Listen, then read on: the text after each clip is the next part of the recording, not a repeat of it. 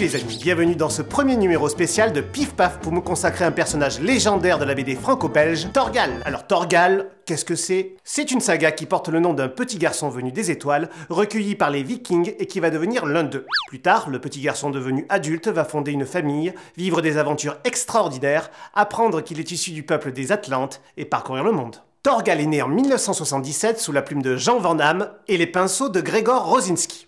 Depuis, il vieillit avec nous au cœur d'une des sagas les plus célèbres de la bande dessinée, éditée aux éditions du Lombard. C'est avec le dessinateur Grzegorz Rosinski que nous avons eu rendez-vous pour la sortie du tome 34 intitulé K. Haniel, en compagnie d'Yves Sante, qui remplace Jean Van Damme au scénario depuis maintenant 5 tomes. C'est donc à la galerie Daniel Maguen, où se déroulait une superbe exposition des œuvres de Rosinski, que nous avons retrouvé ces deux poids lourds de la BD franco-belge. Bonjour Grzegorz, bonjour Yves. Bonjour. Une question d'ordre général pour commencer. Comment est née l'idée du personnage de Thorgal en 1977? C'est assez compliqué, peut-être. Je vais essayer d'être le plus rapide. Moi, j'habitais en Pologne, dans notre système comme politico-géographique, etc. Van Damme habitait à Bruxelles, dans le système capitaliste. Donc, il y avait les frontières, il y avait le mur de Berlin, il y avait tous les problèmes de communication. Et quand Jean a décidé de faire pour moi scénario, mais je lui ai dit, il y a seul moyen de collaborer régulièrement pour le journal Tintin, parce qu'à l'époque, il n'y avait pas l'album tout de suite, mais il y avait pré-publication dans le journal, épisode par épisode.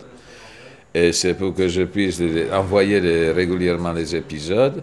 Il ne faut pas de politique, pas de violence inutile, pas de références historiques, géographiques, seulement les problèmes qui intéressent tout le monde. Il y a l'amour, la famille, les valeurs d'honneur, défendre les faibles, et puis aussi les problèmes entre les parents et les enfants. Les enfants, ce n'était pas tout de suite parce qu'ils sont nés à fur et à mesure. Première, c'était Jolan, et puis Louvre.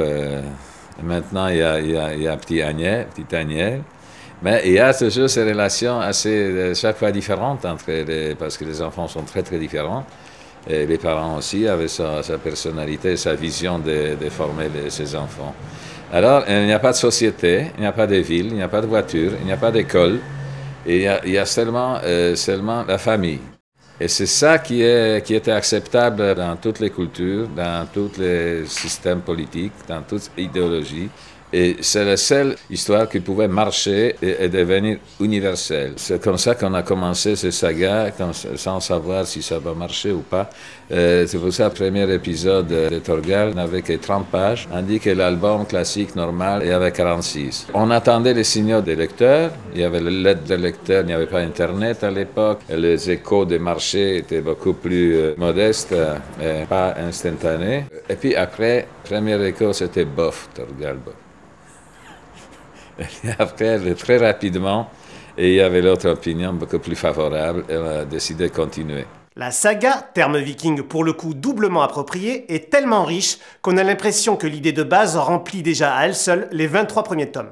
Est-ce que dès le départ, vous aviez tout anticipé ou le personnage s'est construit au fur et à mesure? On ne peut pas prévoir le futur. Bon, on est à l'écoute de ce qui sort de notre plume ou de notre tête. On ne pouvait pas prévoir ça. Et puis après, la saga s'est développée au fur et à mesure parce que l'époque a changé, l'esthétique a changé, même mes mœurs, ils ont changé. Il y a l'époque, on a commencé à 1976. Les comportements, relations humaines étaient un peu différents que maintenant. C'était plus pudique. L'école était différente à l'époque. Pour les jeunes, il y avait beaucoup plus de discipline, moins de cette liberté presque sans limite qu'on observe maintenant. Nous vivons dans l'autre époque que pendant qu'on a commencé cette histoire. Mais vous avez dit des Vikings, mais les Vikings, ce n'est que un prétexte. On a cherché le pays, les Nordiques, parce que c'était exotique pour nous, c'était mystérieux.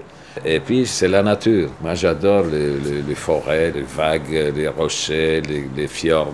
Parce que là, justement, les relations humaines prend c'est l'ampleur beaucoup plus visible dans ce décor neutre. L'homme a dépendu de lui-même. Il a pris la responsabilité sans regarder l'état des bureaux, des administrations, des sociétés.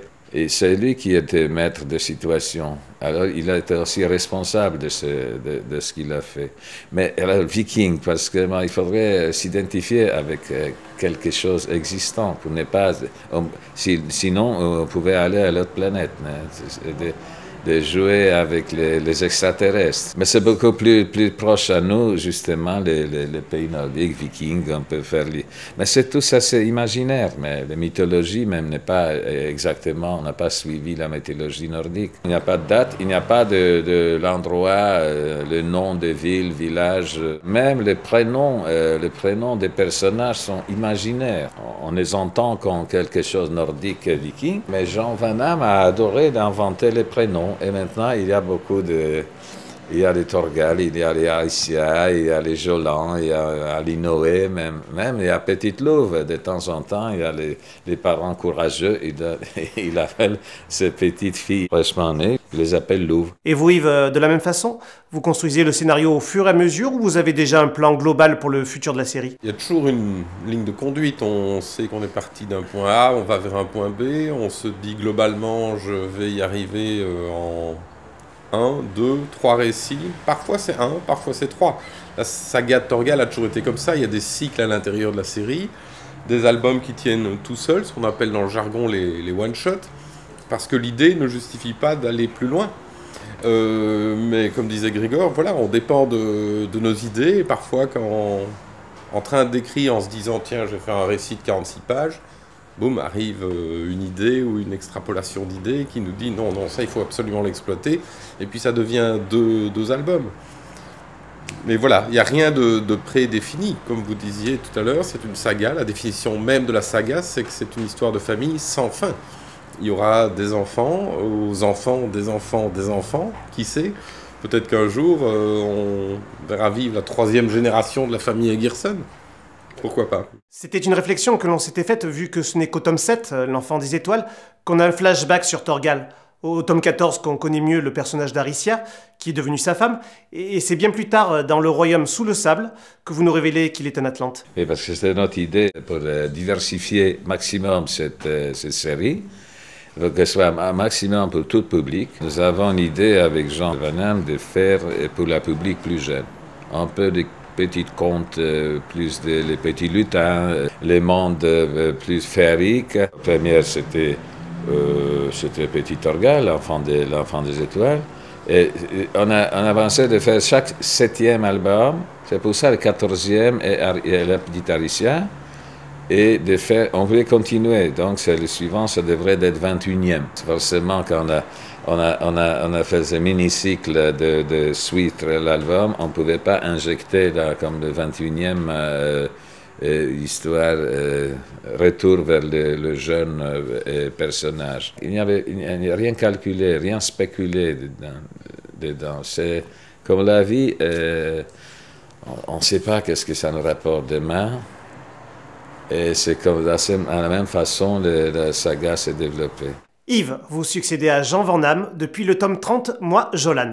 En arrivant dans une telle série, comment vous avez appréhendé les choses? Quel était votre état? L'état d'abord, on est très flatté, honoré. Puis tout de suite après, on est quand même angoissé en se disant « Oula, il y a X centaines de milliers de lecteurs qui nous attendent au tournant. » qui de toute façon, pour eux partis, seront déçus parce que ce n'est plus Jean Van Damme. Une autre se dira peut-être, tiens, ça change de ton un petit peu, puisque du Van Damme, il n'y a que Van Damme qui peut en faire. Hein. Moi, je peux essayer de faire du Torgal, mais pas du Van Damme, ça c'est impossible. Donc voilà, on est pris entre différents sentiments. Ce qui m'a rassuré au début, c'est que j'avais déjà travaillé avec Grégor pour La Vengeance du Comte Skarbek, que je connaissais Grégor et Jean depuis... une bonne quinzaine d'années, 20 ans presque à ce moment-là. Et donc il y avait un climat d'amitié, de confiance qui faisait que, bon, je ne me retrouvais pas face à un mur impressionnant puisqu'on se connaissait déjà. Et on en avait beaucoup parlé, beaucoup discuté, ce qui permettait de partir en confiance. Mais après, les choses se font, on travaille, on discute. C'est un work in process. Grégor, vous êtes passé à la peinture depuis le tome 29 et dans ce nouvel album, qu'a Agnel, on a l'impression de voir à chaque page un tableau de maître des orientalistes. Il y a eu des influences particulières? Tout simplement, on était obsédé par par les soleils, par l'ombre, les jeux de l'ombre et des lumières, les couleurs naturelles, les espaces, la température, la chaleur et les costumes exotiques. Et moi aussi, je voulais essayer seulement. Ce n'était pas ma obsession vraiment à long terme. Seulement, je voulais essayer comment je me sens dans la peau de peintre orientaliste. Je me sentis assez bien, mais sauf que je me suis rendu compte que c'est pour faire ça bien, il faut que je me consacre totalement, je me plonge dans cet univers. L'atmosphère du corps n'est pas très adéquate au personnage, au Torgal, parce que c'est plutôt les gens nordiques, c'est plutôt mon pays, les pays baltes comme la Pologne. Il faut absolument que Torgal revienne dans ce village. Moi, je reste avec cette satisfaction que j'ai fait ma obligation envers moi-même. J'ai essayé au moins de vivre l'aventure orientale. Yves, Chryse de Valnor, personnage emblématique de la saga, qui a aujourd'hui sa propre série, est-elle définitivement morte ou un retour dans la série mère est toujours possible? Tout est possible. C'est bref comme réponse. Enfin Grégor, si on pouvait résumer Torgal, c'est quelqu'un qui aspire à vivre une vie de famille tranquille et qui pourtant est en perpétuel mouvement, toujours à la découverte. J'ai l'impression que vous-même êtes toujours à la recherche, dans une volonté d'avancer dans votre dessin. Vous ne vous établissez jamais. Finalement, Torgal, c'est vous? Ben, peut-être, parce qu'on avait le même désir de vivre calmement avec ses enfants, ses petits-enfants, et le plus loin possible des problèmes, des sociétés, des méchants. Et donc, à ce point de vue, Torgal, c'est moi. Ah, je enlève la masque. Merci beaucoup. Merci. Merci à vous. En complément de ce tome 34, est paru aussi une monographie sur Rosinski, toujours aux éditions du Lombard. Un ouvrage de 400 pages de Patrick Gomer qui retrace via un long témoignage toute la vie et l'œuvre de Rosinski. L'auteur y dévoile son enfance durant la Seconde Guerre mondiale, son adolescence dans la Pologne communiste, sa période formatrice aux Beaux-Arts de Varsovie, ses premiers travaux, ses premiers contacts avec l'Europe de l'Ouest, mais aussi la naissance de tous ces personnages jusqu'au développement plus récent des mondes de Torgal.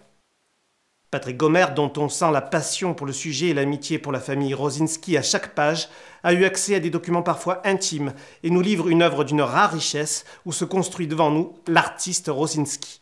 Un must du genre, donc. Enfin, pour être tout à fait complet sur le sujet, nous voulions finir avec une petite démonstration de l'application Torgal, à la fois ludique et pédagogique, comme nous essayons de l'être dans Pif Paf Poum. L'application Torgal qui fonctionne sur iPad et iPhone comporte une encyclopédie qui permet de voir l'intégralité des albums de Torgal ainsi que des 3 séries parallèles qui la composent, comme on peut le voir ici. Et ensuite on peut accéder à la fiche de chacun de ces albums qui permet de découvrir quelques visuels tirés de l'album, le synopsis de chacun d'entre eux, un texte de présentation du cycle de lecture quand cet album est effectivement compris dans un cycle. Là par exemple c'est le cas de La Galère Noire qui apparaît ici, qui appartient au cycle Brexaris, dont on trouve ici l'histoire résumée en quelques lignes. Également un texte de présentation du contexte historique dans lequel l'album a été publié, ainsi qu'un mot de l'auteur. En l'occurrence, ici, Jean Van Damme s'exprime sur cet album. Cette fiche permet également d'accéder aux premières planches de chacun de ces albums, en l'occurrence les 5 premières. La fiche permet également d'accéder aux personnages principaux, pas moins de 140 personnages, catégorisés donc, dans 4 familles. La famille Aegerson, donc la famille de Torgal, les alliés, les ennemis et évidemment les divinités nordiques. Pour chacun de ces personnages, là on retrouve un texte de présentation de chacun d'entre eux, ainsi que les albums principaux dans lesquels chaque personnage apparaît. La composante intéressante de cette application s'articule essentiellement autour de la réalité augmentée, qui permet d'accéder sur l'intégralité des albums de Torgal et des séries parallèles à des contenus multimédia. L'application reconnaît donc l'album, on charge les contenus associés à celui-ci. Donc chaque album s'ouvre sur une interview exclusive d'auteur. L'application reconnaît cette planche. Et donc on découvre une interview exclusive de Rosinski. Et ensuite, au gré des pages, nous allons accéder à différents contenus. Ici par exemple, le mode rayon X qui permet de faire apparaître le dessin dans son ancrage seul, c'est-à-dire sans la couleur, sans les textes dans les bulles. En cliquant sur l'image, on accède à l'intégralité de la planche. Et donc là on découvre un objet en 3D. Il s'agit en l'occurrence du vaisseau spatial de Xargos, l'aïeux de Torgal. Autre exemple avec l'album L'île des mers gelées. Ici, l'album s'ouvre sur les préparatifs du mariage de Torgal et Aricia. Et en cliquant ici, on découvre un texte sur la réalité des rites relatifs au mariage à l'époque des Vikings. Voilà, ce numéro spécial est terminé. Psst, Pipelette, tu me remets. Je suis venu pour les marteaux en affaire. Mais quel marteau? Le grand baraque, il m'a dit c'est une spéciale viking, je veux des marteaux. Et je me suis déplacé. J'ai mené la massette, j'ai mené le petit bout pointu un peu biseauté, comme ta tête. J'ai même mené un casse-châtaigne. Rangez-moi ça, je sais pas qui vous a dit quoi de qui, mais il a eu tort. C'est lui que je cherche. Il est où, le tort, avec les ailes de pigeon sur la tête? Appelle-moi-le, appelle-moi-le. Va me l'appeler. Appelle-moi-le, je te dis, appelle-le, je vais déclencher la foudre, appelle-le.